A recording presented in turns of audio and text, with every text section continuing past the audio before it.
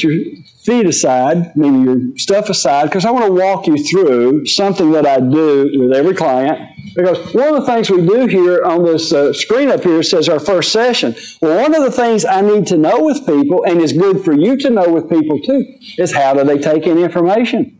If you're married, if you have a boyfriend or girlfriend, or if you've got kids, or a mother or a father, if you've ever had any of those, then at some point, if you did not know how they took in information, you had lousy communication.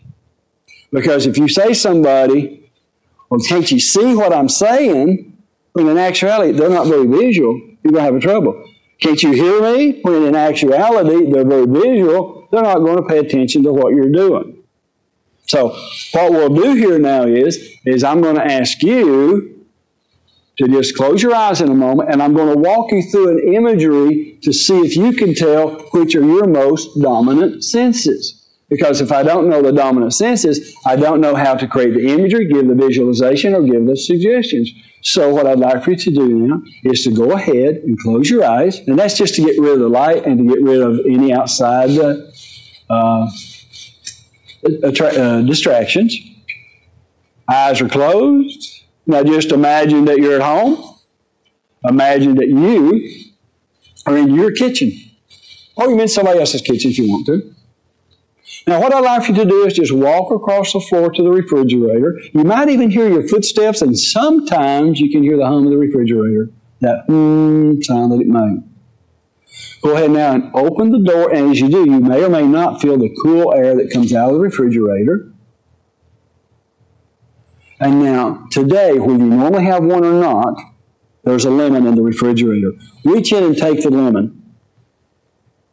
Now, hold the lemon in your hand, and as you do, pay attention to the texture, the temperature, the size, the shape, and the color.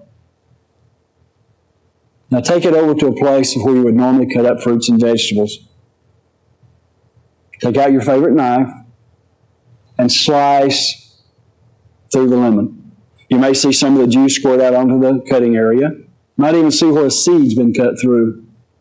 Now, if you cut it crossways, make another slice, creating a ring, and then cut the ring in half. If you cut it long ways, make another slice to create a wedge.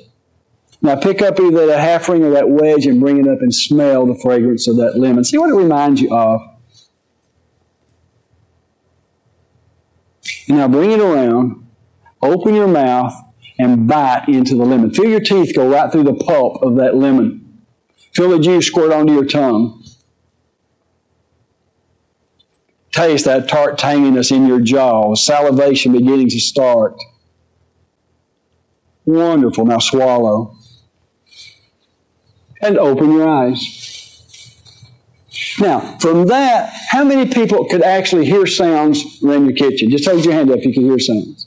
All right, good. So I would note that you are auditory, so if I want to have you to take a walk on the beach, I say, listen to the sound of the waves coming ashore. Those of you who didn't hold up your hand, I wouldn't do that. But how many could see the lemon, see the refrigerator, see the room? You're the ones then, and considering the fact that the visual cortex takes up 35% of your brain, most people are visual. So, therefore, what I would do is we'd be using a lot of imagery about what you could see. How many could actually smell the lemon? How many remembered lemon pledge and lemon Clorox when you did that? Okay. So, I would then, if you could smell it, then I could walk you through a garden and say, smell the flowers rather than just see the flowers. If it was birds and you couldn't hear, rather than saying, hear the songs of the birds or the birds singing, then I'd have to say, see and describe the colors.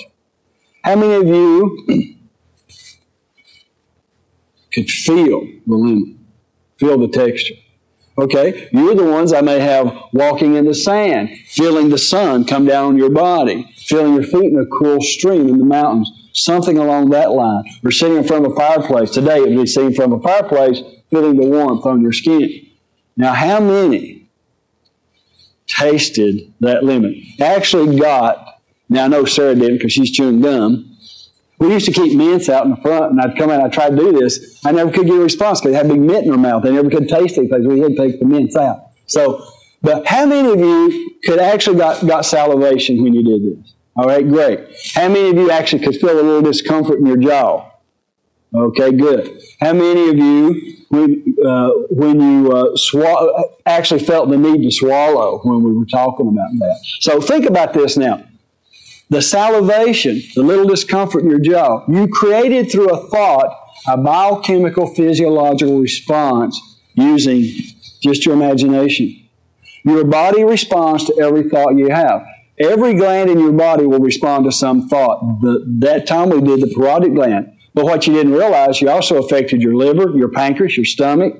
All of those glands that have to do with anything that has to do with digestion in your body got affected.